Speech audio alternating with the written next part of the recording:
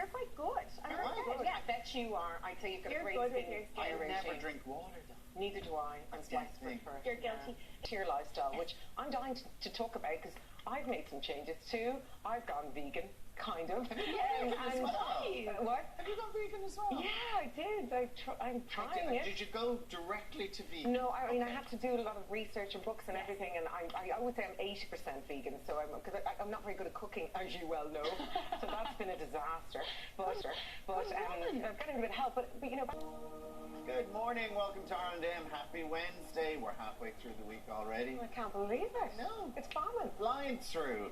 We have lots to keep you entertained for the next 3 hours. We do indeed. Now, the latest from Afghanistan has shocking developments unfolding. We'll be speaking to an Irish citizen living in Kabul. Thanks, Alan. Good morning.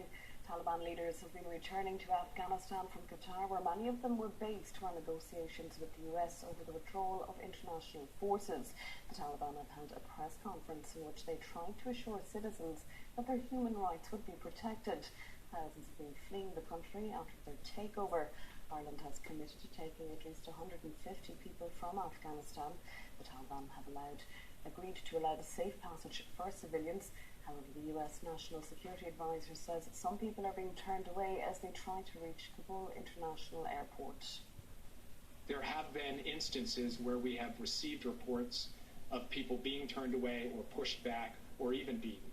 We are taking that up in a channel with the Taliban to try to resolve those issues, and we are concerned about whether that will continue to unfold in the coming days. As things stand right now, what we are finding is that we are getting people through the gate, we are getting them lined up, and we are getting them on planes, but this is an hour-by-hour issue, and it's something we are clear-eyed about and very focused on holding the Taliban accountable to follow through on its commitment.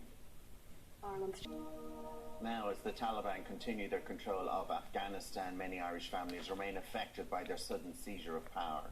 We're joined on the line now by Jeanette Binney, whose son Sean was tragically killed in Afghanistan fighting with the British Army, and the UN's World Food Programme Country Director for Afghanistan, Mary Ellen McGorty. Mary and Jeanette, good morning to you. How are you both? Mary, I'm going to start with you, Mary. You're over there at the moment, so how are things on the ground? This morning, things are relatively calm around Kabul. We're seeing things sort of settling down a little bit. I mean, they had their first press conference yesterday evening. And so we're seeing it, a lot more of the national staff are starting to come back into the office just to see how things are. I mean, our focus and the focus of the World Food Programme now really is on the needs of the Afghan people and getting to scale now in our operations. And Mary, I guess it is, you were talking about the press conference there yesterday, and the Taliban spokesman said that they want peace, they will respect women's rights. Do you believe them? Well, it's a wait and see.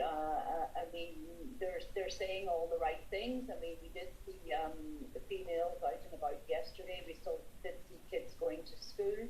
Our engagement will be along, the values and principles of the UN and the humanitarian principles of operational independence. So I think, like everyone else, let's see how it evolves. And do you still see people trying to get out, or are people a bit calmer and they're saying, okay, this mightn't be as bad as we thought it might be? You still have the crowd of people at the airport. That were scheduled to go out on a different visa program, but that's at the civilian side of the airport. Those scenes that you're showing now. Yeah, horrific scenes. Yeah, absolutely. Desperation. That's really the scenes of desperation. We're trying to get the temperature now of sort of our national staff to understand. And it is, as I said, it's a little bit calmer, a little bit wait and see. We will see over the next couple of days how, as we navigate, particularly in Kabul, of getting to scale in our operations, how it's looking. Mary, obviously we are seeing these scenes here in front of us. Obviously, as you mentioned, it's fear, it's desperation, but there's also the worry about safety. Are you and your colleagues fearing and worrying about your own safety? No. I think we've seen the situation calm down considerably since, initially on Sunday and Monday. Certainly it's still a worrying time. It's what's going to happen next. I mean, we do hope for a peaceful and a dignified transition, because that's really what this country now needs after decades and decades of war. I mean, a peaceful transition, a ceasefire. I mean, the humanitarian situation is becoming desperate. The country on top of the conflict is grappling with its second drought in 3 years. 14 million people are on the brink of desperate hunger. And Mary, just let us know then, like on the streets there at the moment, are there roadblocks? Are you being stopped and asked where you're going? Why are you going there? What are you doing? Is that the situation there at the moment? Yeah, I mean, there's a few checkpoints, but I mean, people are being able to circulate and get about. I mean, I guess it's I mean, they're establishing themselves. Yesterday, some of the traffic police were back up on the streets again. And Jeanette, thank you for joining us. Jeanette, your son Sean tragically lost his life in Afghanistan. What were your thoughts when you saw the Taliban taking control? I personally was absolutely devastated after all